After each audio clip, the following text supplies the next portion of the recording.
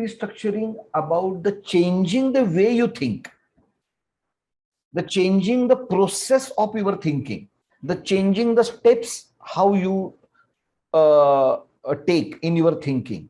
It is about you asking the right questions, you challenging your thinking, right? And it is absolutely possible. So any sane human being, if you don't have any, say, issue with your brain, right? If you are not a mental case, if you are a normal human being, all normal human beings can easily do cognitive restructuring. Of course, if there is a therapist or a coach or a counselor, it becomes much easier, right? But on your own, cognitive restructuring can be done by each one of us. So when we say cognitive restructuring, the first is about always locus of control. The locus of control has to be inward. Other people are not responsible for our feelings and thoughts. It is we who are responsible. So first is the internal locus of control. This is very, very foundational. Then we all have this particular natural instinct of comparison. Either we go for upward comparison, that is comparison with the people who are having more than us in any domain, who are having more expertise than us, or the downward, where few people are having that particular competency or the thing less than us. So now we should use this smartly, because this is natural. The number one means, if you talk about the real wisdom, there is no need of comparison. But I'm just telling you the technique, right? Means if you use this technique, manage it, then afterwards you don't have to use this particular technique, because you will get that particular wisdom of not comparing, because you are an individual free soul. You are a unique human being. There is no one like you on this particular earth. So there is no reason of you comparing yourself. But step by step, means, for example, when you are in the 5th standard, they tell you that the earth is round. When you go to 8th standard, they tell you earth is not round, it is oval. And there is an axis on which it revolves. It's an axis, means it is not exactly the center line. It is at the, so all these details you understand at an appropriate stage, right? Like that, right now, if you understand that, if at all you are comparing, you have to compare it smartly, right? So when you are getting disturbed, when you are feeling low, you have to compare yourself with the people who are having more problems than you. And when you want to motivate yourself to stretch, have some better goals, have some developmental goals, then of course you have to compare yourself with the upward social comparison, right? So this is the game. This is the game what you can play. If at all you have to play a comparison game. If you don't have to play a comparison game, fantastic. But if you have to play comparison game, play to your advantage. Play the game in which you have the knowledge, right? So then, like, I think in our last session, Sarika was asking this particular question on this particular, whether the means emotions, physiology means what triggers emotions. There are variety of the theories. So one of the oldest theory is that the emotions get, first is physiology and then is emotions. So our physiology impacts our emotions. Physiology gives signal to the brain. Brain releases chemicals, and then that particular emotions get into our mind and body is the first theory. Then people then means, for example, this theory of the Cannon and Bard. So he says that, so physiology and the say brain chemicals happen parallelly, right? So physiology is also happening at the same time emotions are happening. So that was his theory. Then there is another theory of two factor, which says that sometimes physiology, sometimes emotions, means brain chemicals, but majorly brain chemicals.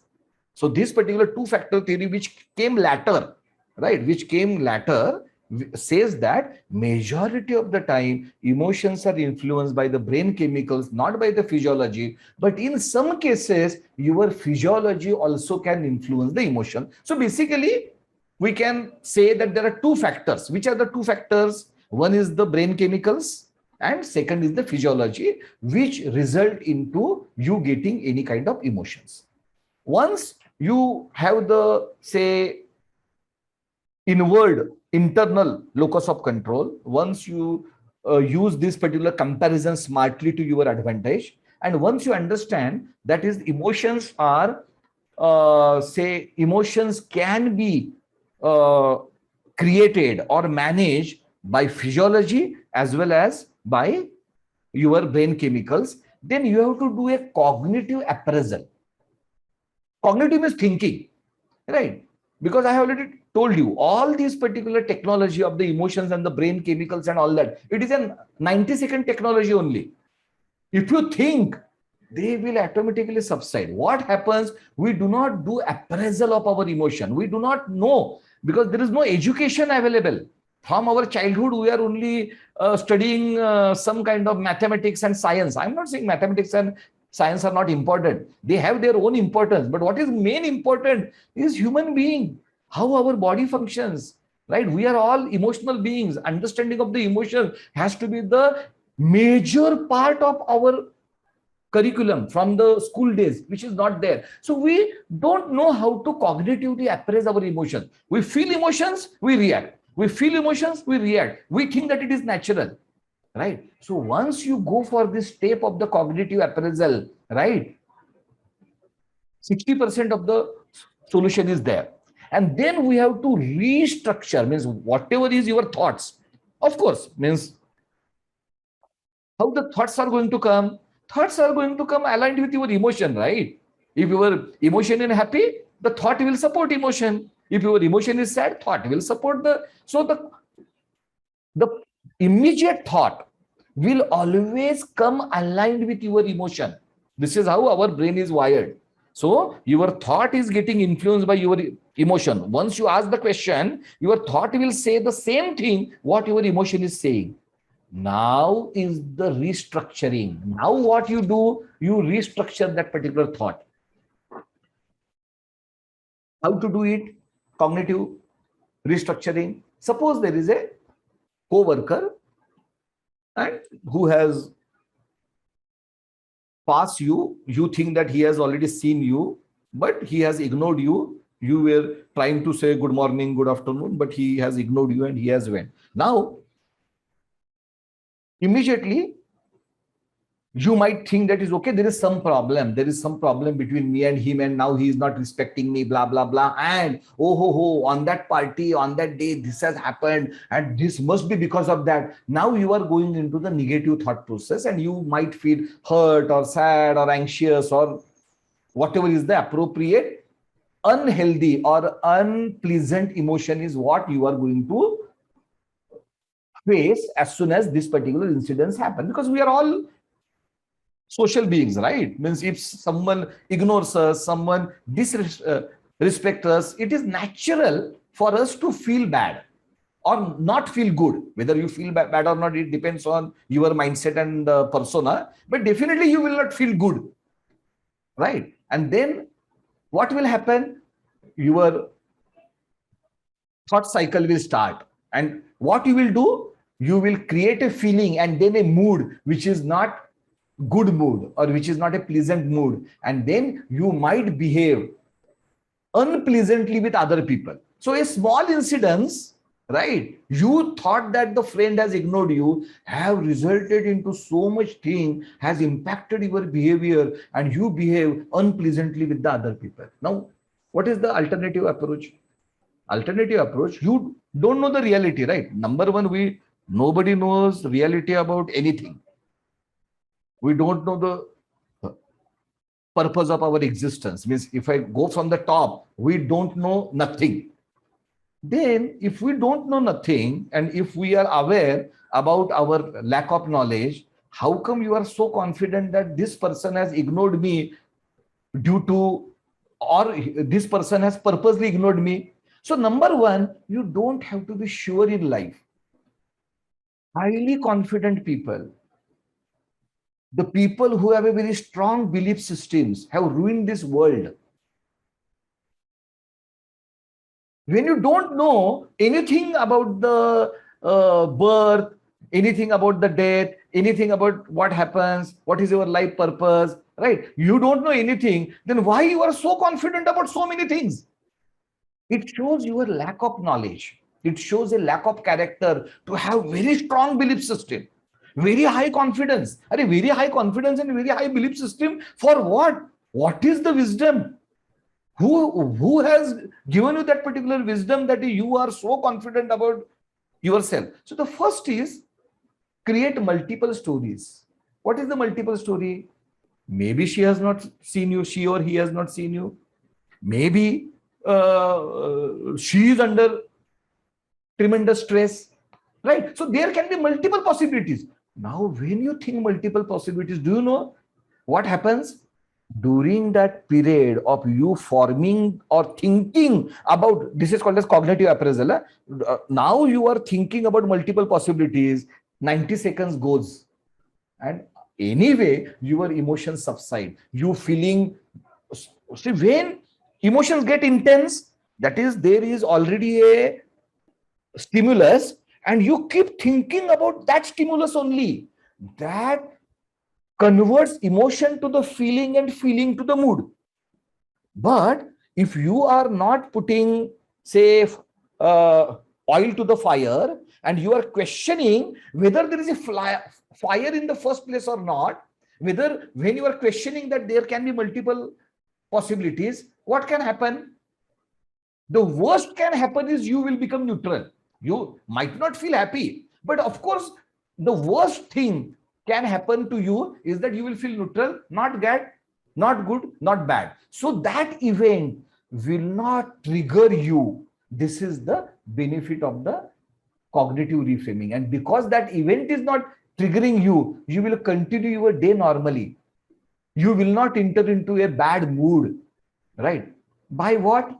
By just creating multiple stories, by just doubting your own thoughts and emotions, which you must, because you are ignorant person in the first place, right? You are not Buddha, you are not a awakened being.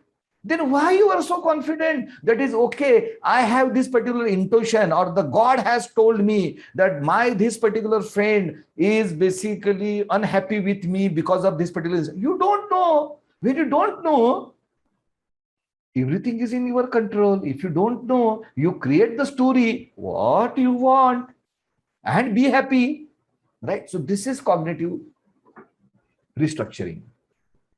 So you can replace or you can reframe the statements. So in a cognitive restructuring, you reframe your thoughts, you reframe the language, because language is also very important, because your brain, right? See, your mind works through the five senses.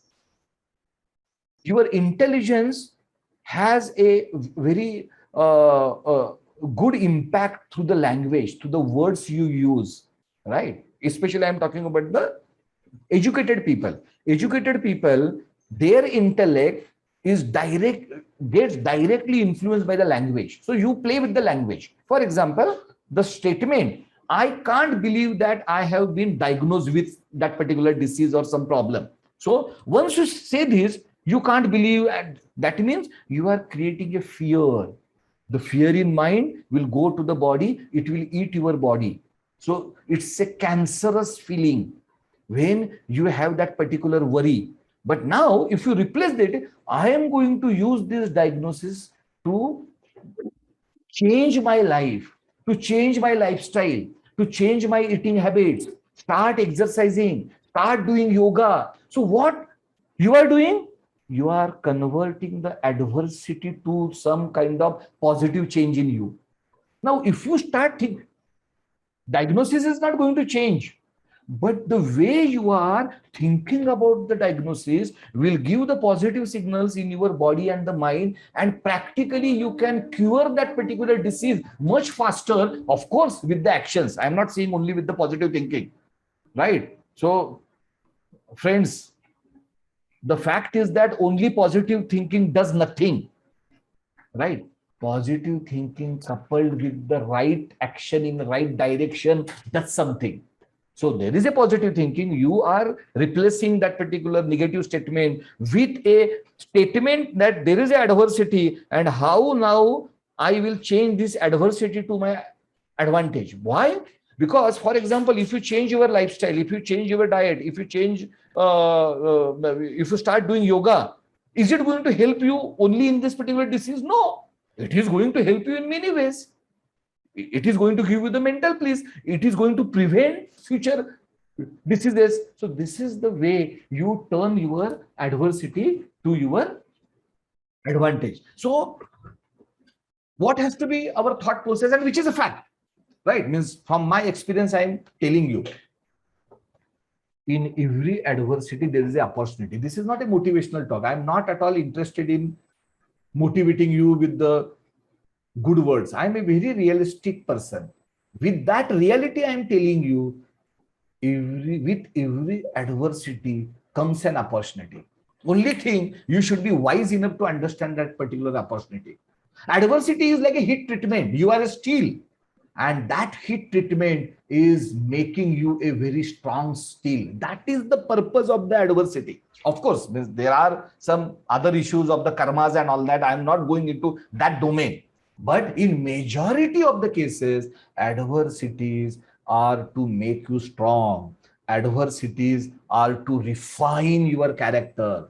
Adversities bring opportunities with them.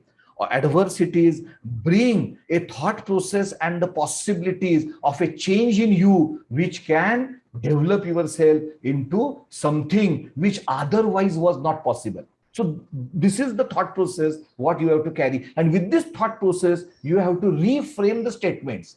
Because once you reframe the statements, it goes to your subconscious mind. Not only conscious mind, because conscious mind has both the thoughts. Conscious mind knows your earlier statement also, which is negative. Conscious mind knows your reframe statement also. But when the reframe statement, you think, the subconscious mind do not understand whether it is a right statement or wrong statement. Subconscious mind takes it literally. And because subconscious mind takes it literally, right, it believes into that particular statement, and it helps you not only working for that revised statement, but also helping you in implementing that particular statement. So this is how our brain works.